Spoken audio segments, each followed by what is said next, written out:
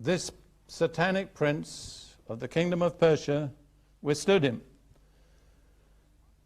And then the angel goes on, and Michael, one of the chief princes, or one of the archangels, came to help me. So this angel couldn't break through on his own. This is really a fascinating picture. And why did Michael come? What is Michael's particular job amongst the archangels? He has one very important assignment. Keep your finger in Daniel 10. Turn for a moment to Daniel 12, verse 1. Daniel 12, verse 1. At that time Michael shall stand up, the great prince, that's the archangel, who stands watch over the sons of your people. Who are the sons of your people when Daniel is being addressed? The Jewish people, that's right.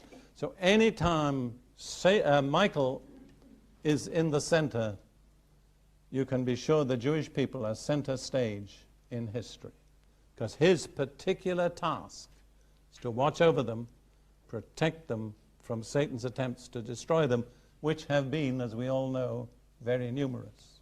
Going back to Daniel chapter 10 and verse 13, the angel concludes with, I had been left alone there with the kings of Persia. Now, kings is plural. And I think, contrary to our usual usage, the prince was the supreme ruler, the kings were under him.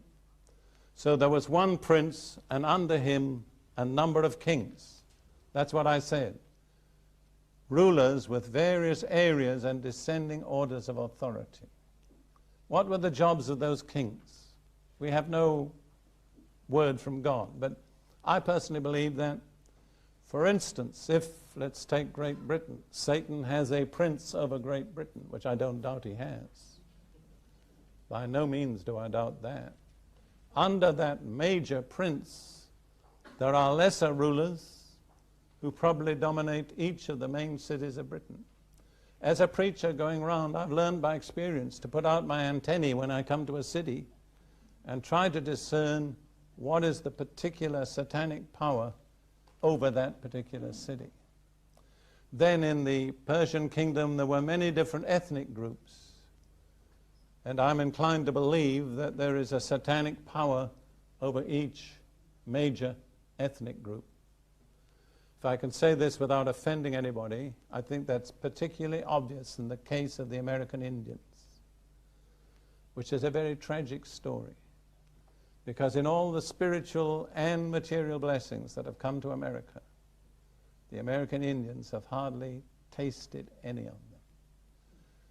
And they are extremely deep in witchcraft. And I personally believe that that particular satanic person to whom was assigned the task of keeping the American Indians in darkness and bondage has prevailed basically up to this time. We could go with many other ethnic groups, but time doesn't allow us. Then, of course, there were also in the Persian Empire a lot of different religions. And I'm inclined to believe each religious group or cult or sect had a particular ruler over it. So here was God's angel being resisted by a whole group of satanic angels opposing his coming to Daniel.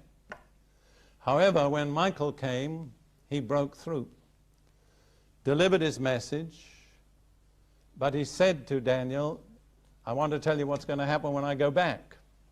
So we go on now to verse 20 of Daniel chapter 10. Then the angel said, do you know why I've come to you? And now I must return to fight with the prince of Persia. In other words, the battle with the prince of Persia isn't finished.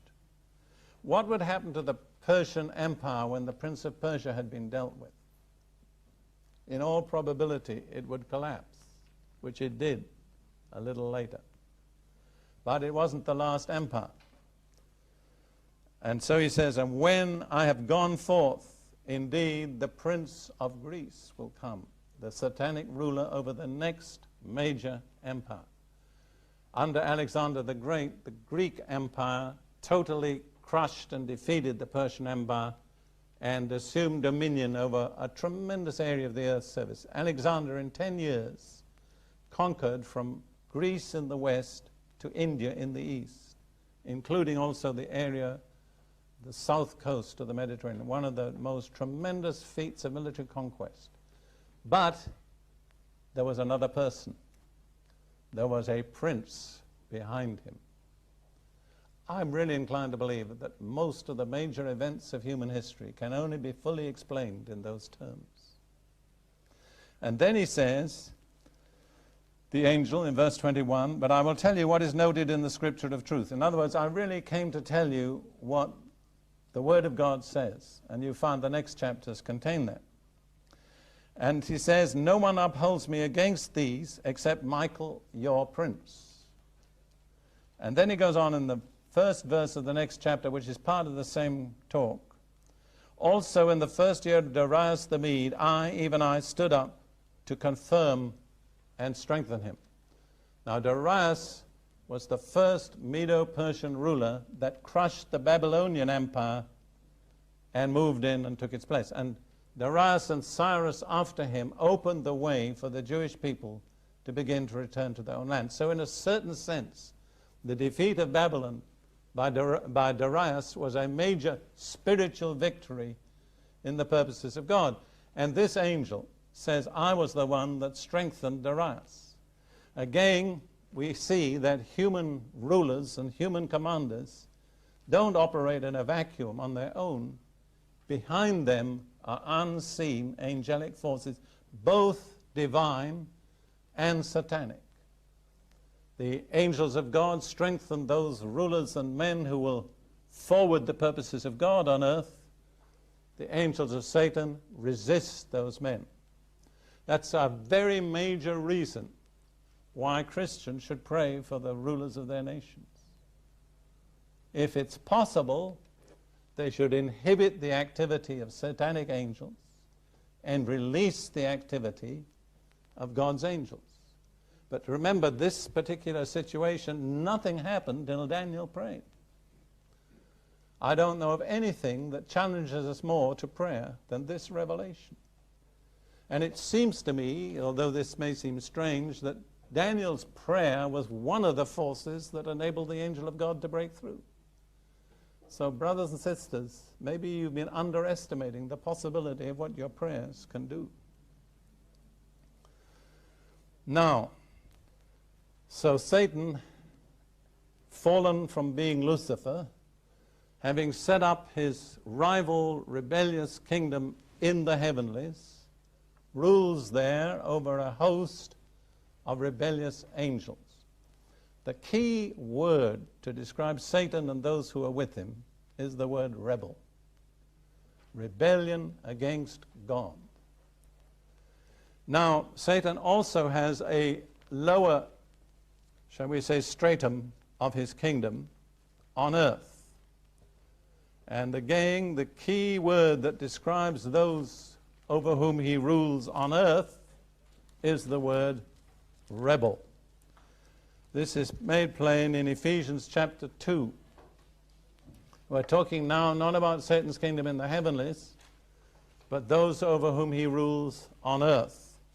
Ephesians chapter 2, and these words are addressed to Christians. And you, God made alive, who were dead in trespasses and sins. Now he describes how people live before they are converted and come to serve God. In which you once walked according to the course of this world, according to the prince of the power of the air. Who is the prince of the power of the air? Satan, that's right. The spirit who now works in the sons of disobedience. What's the word that describes the sons of disobedience? Rebels, that's right. Anyone who is in rebellion against God automatically comes under the control of Satan. Understand? It's not enough to go to church and sing hymns. You have to lay down your rebellion against God and submit yourself to Jesus. That's when the change comes. Lots of churchgoers are still rebels. And as rebels, they are actually being controlled by Satan. Now Paul goes on saying in verse 3, among whom also we all once conducted ourselves. Any of us disagree here? One thing I know is I certainly did. I have no doubts about where I was before the Lord found me. I was a rebel and in the kingdom of rebels. I didn't know it. I thought I was very clever, very successful. I thought I had all the answers to everything until I started to read the Bible, and then I discovered I didn't. I can't go into that, but I just want to say, Paul said we apostles, including I, Paul, we were all in that category. Rebels being manipulated by Satan through spiritual power, which we didn't understand. We didn't know who was pulling the strings. We just moved as their strings were pulled. Among whom also we all once conducted ourselves in the lusts of our flesh, fulfilling the desires of the flesh and of the mind.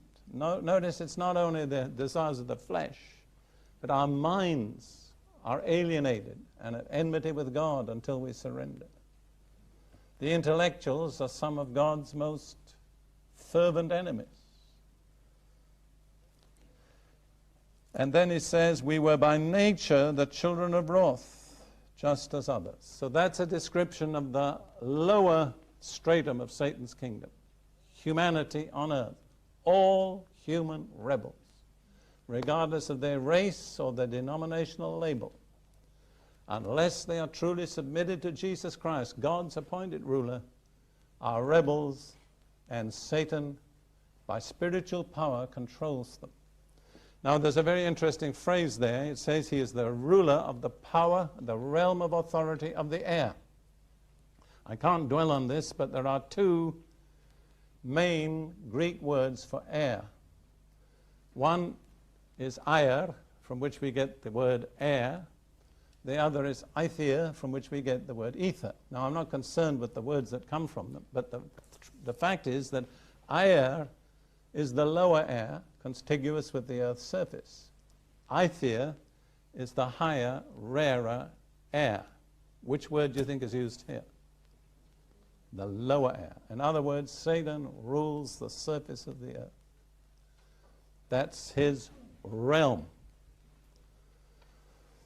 There are a lot of interesting speculations, because when Jesus comes, it says we will be caught up to meet him in the air. Which air? The lower air. However, we can't go into all that. There's a lot we could theorize about that, but we'll restrain ourselves. Just want to give you one remarkable picture of Satan, which you may have never have noticed, in the book of Job, chapter 41. Now, the whole of this chapter deals with a creature named Leviathan, who is some kind of marine monster. And we don't know very much about Leviathan, but do you think that the Bible, which is so economical, would devote 34 verses just to a marine monster? No. The truth is, Leviathan is a type or a picture of Satan. You can study this carefully and see this.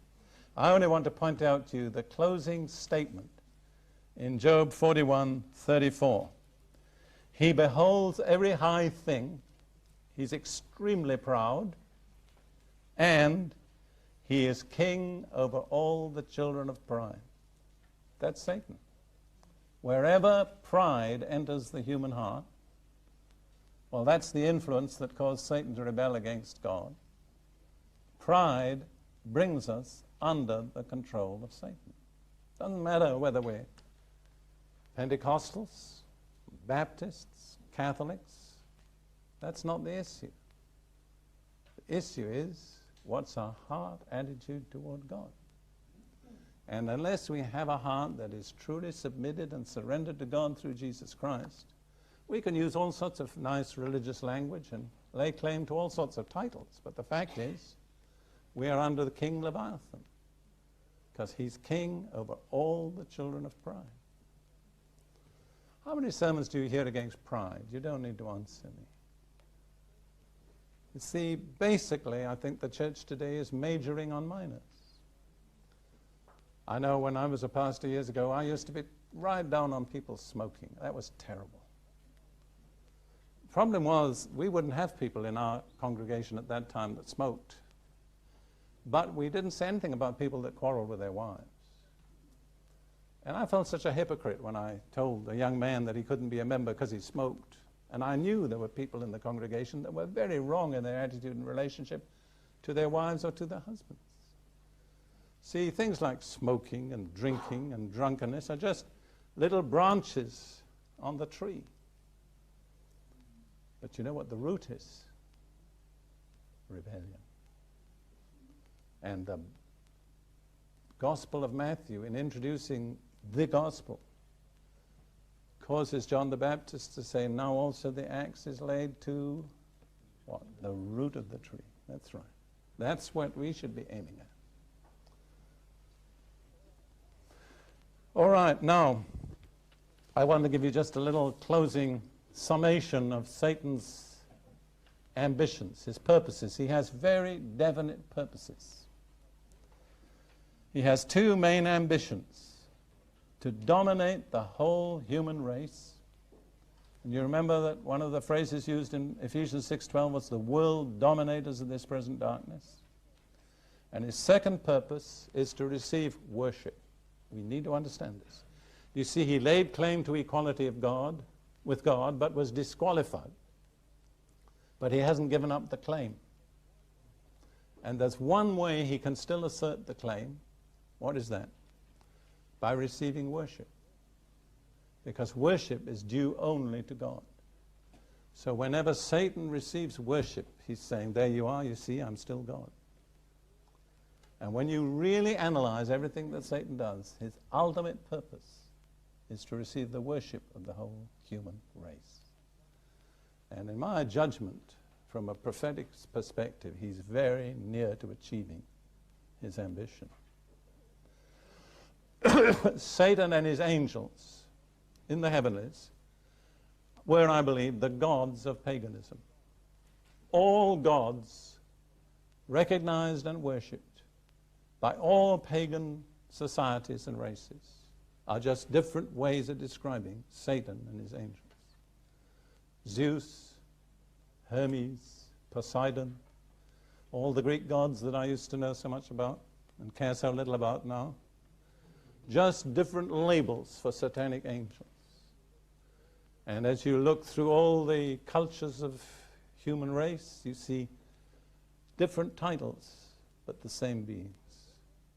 And when they worship, what are they worshiping? Satan and his angels.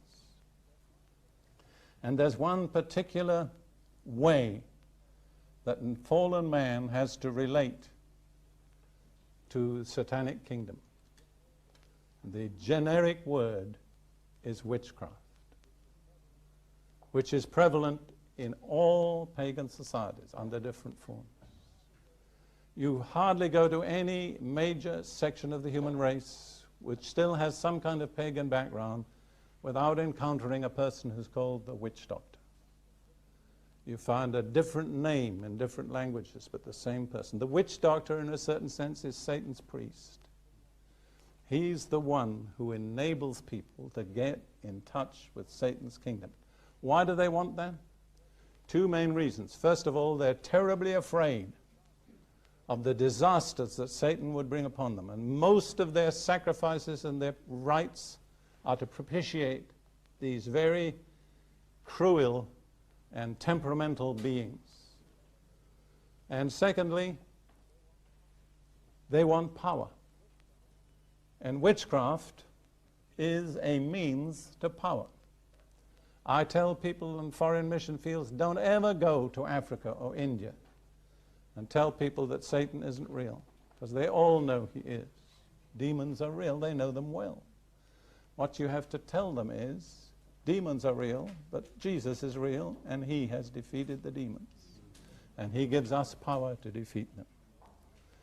So ultimately, witchcraft, as a religious practice, is an expression of man's rebellion against God.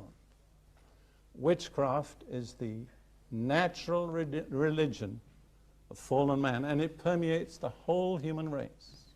It's not something very strange or unusual. And the last thing I want to say, and it's important, is in our days, witchcraft is making a determined comeback.